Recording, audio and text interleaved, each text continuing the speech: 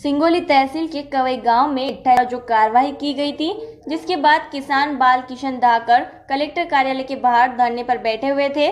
जिसके बाद आज बड़ी संख्या में किसान अम्बेडकर सर्कल से बड़ी संख्या में किसान रैली निकालकर कलेक्टर कार्यालय पहुंचे, जहां पर किसानों ने नारेबाजी की गई, ज्ञापन देने के लिए आए थे, पर प्रशासन ने ऐसी कार्रवाई की जिससे नाराज होकर ज्ञापन नहीं दिया गया और किसान बालकिशन धाकर के यहाँ पर जो कार्रवाई की गई थी, जिसके समर्थन में किसान परसराम मीणा आमरण अनशन पर बैठ गया था। जिसके बाद आज किसान बालकिशन धाकर ने परसराम मीणा का भी आमरण अनशन दूध पिलाकर तुड़वाया और सभी किसान बिना ज्ञापन दिए धरना स्थल पर चले गए।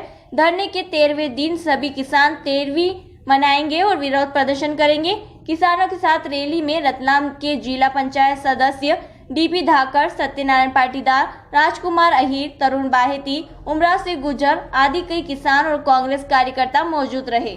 जब भी किसानों के ऊपर, मजदूर के ऊपर अत्याचार होता है, तब कांग्रेस मदद करने के लिए तैयार रहती है। और अभी वर्तमान में जावत क्षेत्र में किसानों की फसलों का उजाड़ा जा रहा है जिस तरह से, और जिस तरह से पूरे जिले के किसानों का उनको समर्थन है, इसलिए कांग्रेस उनका पूरा हित देखते हुए उनका समर्थन करती है कि इस तरह से अत्याचार और ताकत के बल पर, पुलिस के बल पर इस तरह से किसानों की खड़ी फसल को उजाड़ा जाएगा तो कांग्रेस चुप नहीं बैठेगी। हम सब लोग उसका समर्थन करते हैं कि आज के बाद कोई भी खड़ी फसल को प्रशासन न उखाड़े।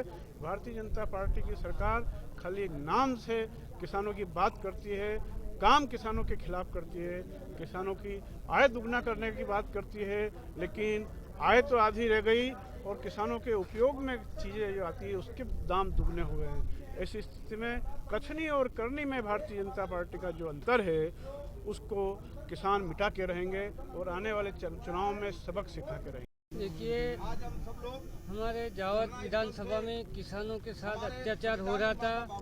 रात को 3 बजे शासन द्वारा बुलडोजर चलाकर फसल नष्ट की गई और जो नियमन खाते की ज़मीन होते हुए भी ऐसा मैंने सोशल मीडिया में देखा, जो मैं सहन नहीं कर पाया। इस संबंध को देखते हुए मैंने जिला कलेक्टर को आवेदन दिया। 31 तारीख को अनशन पे बैठा, आज 8वां दिन है। मैं तो ये जानता हूँ कि प्रशासन कलेक्टर कार्यालय में कोई अधिकारी नहीं है जो 8 दिन तक बैठा, एक भी कर्मचारी मेरे को पूछने नहीं आया। और सिर्फ कल आए थे एसडीएम साहब, तो बात हो रही थी, वो बोल रहे हैं कि ये सिविल कोर्ट में चल रहा है। तो मैंने कहा बालकिशन जी ने भी तो कोर्ट में स्टे ले रखा है, तो वो बोले कि नहीं, स्टे से पहले कार्रवाई हुई। मीडिया बोल रहा है, स्थानीय लोग बोल रहे हैं कि स्टे होने के बाद कार्रवाई की। तो वो बोले यार मैं क्या करूं, अब तो वहाँ का मामला हो जाने। तो मैंने कहा आप क्यों आए मेरे पास? तो अब मैं क्या है कि बहुत परेशान हो चुका हूँ, बीमार हो चुका हूँ और अंतिम समय चल रहा है और भूखा पासे बैठा हूँ। लेकिन शासन मेरे को लग रहा है कि मुझे मार देगा, इसलिए मैं तो अंतिम शरण में आज ये सब बोल रहे हैं भाई अनशन तोड़ दो। अब शासन दे या नहीं दे, क्या कर सकते हैं अपन? आज कलेक्ट्री में इसलिए बता रहे हैं क्योंकि हम 10 दिन से बाहर धरना दे रहे हैं। 10 दिन से कोई अधिकारी हमें ये तक नहीं पूछना है कि आप यहाँ टेंट तंबू लगा के क्यों सो रहे हैं ठंड में। और हमारे साथ परशुराम जी जो आज 6 दिन से भूखे प्यासे आमरण अनशन पे थे, उनको भी कोई ये न पूछने आया कि आपकी हालत क्या है, कि आपकी तबीयत कैसी है। उसको देखते हुए हमें लगा कि ये प्रशासन किसानों की सुनने वाला नहीं है, तो उद्योगपतियों की सुनता है। उसको देखते हुए हमारे जो किसान भाई हैं वो लोग हमारे धरने के समर्थन में पधारे हैं और हम ये बताने आए हैं कि किसानों को ये अनसुनी करना ये आपको महंगा पड़ेगा। एक किसान की फसल उजाड़ कर आप एसी वाले कमरों में बैठकर सिर्फ कागजों में हेर फेर करके किसानों की ज़मीनें हड़पने का काम कर रहे हो।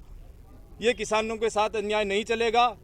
आज आप कागज में हेर फेर करना जानते हो तो किसान सत्ता हेर फेर करना जानता है। मेरी जो भूमि 35 बीघा है वो मेरे नाम पे 70 साल से चली आ रही है, उस पर खेती करते आ रहे हैं। उसको बिना किसी सूचना के इन लोगों ने एक तरह से जेसीबी चलाकर छीन लिया गया है। उस पर अभी भी स्टे होने के बावजूद काम चल रहा है और हमें सीमांकन का बहाना करके जो वन विभाग में ज़मीन देने की कोशिश की जा रही है।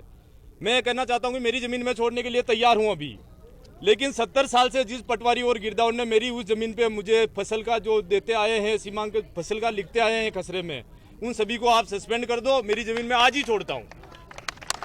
अगर प्रशासन इतना ही ईमानदार है तो 70 साल से मेरी जमीन पे कौन लिख रहा था कि इसमें मूंगफली बो रखी है, सरसों बो रखा है, चना बो रखा है।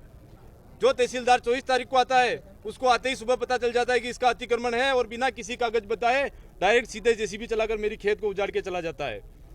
ये उन सभी अधिकारियों को बता देना चाहता हूं कि हम किसान हैं, इतने कमजोर नहीं कि आपके इन कागजों से, आपके इन फर्जी केसों से डर के बैठ जाएंगे।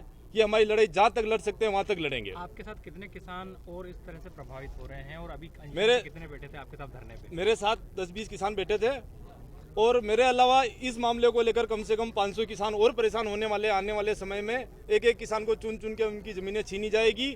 इसी के लिए हमें धरना प्रदर्शन चालू करना पड़ा ताकि किसान जागरूक हो और वो डरे नहीं, दबे नहीं और अपनी ज़मीन के लिए, अपनी माता के लिए वहाँ डटकर। आज हमने ज्ञापन दिया नहीं है क्योंकि उन अधिकारियों को ज्ञापन देने का कोई औचित्य नहीं है जो मुझे बिना बताए मेरे खेत को रोन कर चले गए 3 बजे। उनको ज्ञापन देंगे तो कौन सी कार्रवाई कर लेंगे। हमारा कोर्ट में मामला चल रहा है, हम वहाँ से जो भी निर्णय मिलेगा उसको ये लोग नहीं मानते लेकिन हम मानते हैं। आज परशुराम जी जो आज 7 दिन से भूख हड़ताल पे बैठे हुए थे उनको हमने जूस पिलाकर उनका अनशन तुड़वाया है ताकि इनके घर परिवार पे जो काम है वो कर सके।